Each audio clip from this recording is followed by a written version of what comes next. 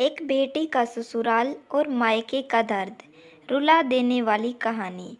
ससुराल में वह पहली सुबह मुझे आज भी याद है। कितनी घबरा कर मैं उठी थी, यह सोचती हुई कि कहीं देर न हो जाए।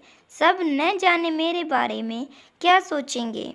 केवल एक रात ही तो नए घर में कटी थी, केवल एक रात, और इतना सब कुछ बदल गया जैसे आसमान में उड़ती चिड़िया को किसी ने मोती के लालच देकर पिंजरे में कैद कर लिया हो। शुरू के कुछ दिन तो यूं ही गुजर गए। एक दिन हम बाहर घूमने गए। जब हम वापस घर आए तो सासू माँ की आंखों में खुशी तो दिख रही थी, लेकिन अपने बेटे के लिए। मैंने सोचा कि शायद नया नया रिश्ता है, एक दूसरे को समझने में कुछ वक्त लगेगा, लेकिन समय ने जल्द ही एहसास करा दिया कि मैं यहाँ बहू हूँ। इसीलिए मैं जैसा चाहूँ वैसा नहीं कर पाऊँगी।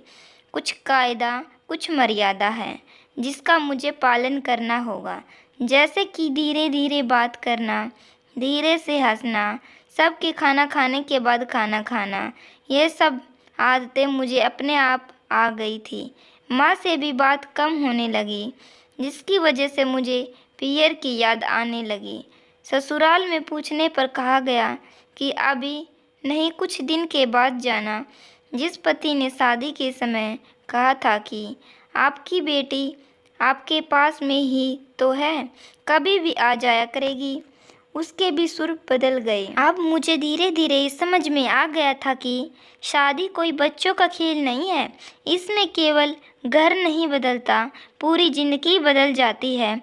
अब मैं कभी भी उठकर अपने पियर नहीं जा सकती, यहाँ तक कि पियर वालों को भी मुझसे मिलने के लिए पूछ कर आना पड़ता है।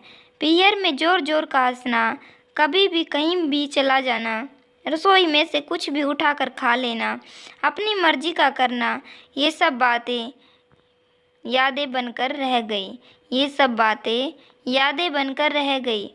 अब मुझे समझ में आने लगा था कि क्यों विदाई के वक्त सभी लोग मुझे गले लगाकर रो रहे थे। असल में मुझसे दूर होने का एहसास उन्हें हो रहा था, लेकिन एक और बात थी जो उन्हें अंदर ही अंदर परेशान कर रही थी कि अब जिस सच्चाई से मुझे इतने दिन दूर रखा गया, यह सच्चाई मेरे सामने आने वाली थी।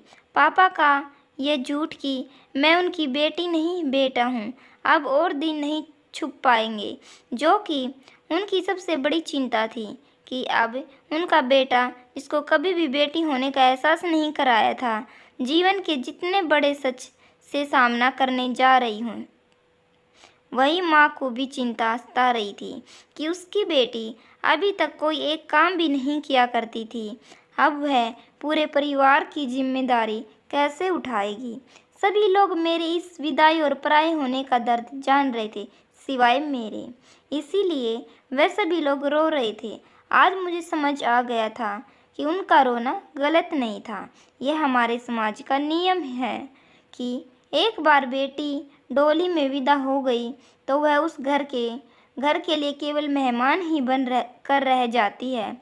फिर कोई चाहे कितना क्यों न कह ले कि यह घर आज भी उसी का है। सच तो यह है कि अब वह कभी भी यूं ही अपनी पियर नहीं जा सकती। आपकी इस कहानी के प्रति क्या राय है, कमेंट बॉक्स में बताएं। कहानी अच्छी लगी हो तो चैनल को लाइक, शेयर और सब्सक्राइब करना न भूलना। चैनल पर नए हो तो चैनल को ज़रूर सब्सक्राइब करना। धन्यवाद।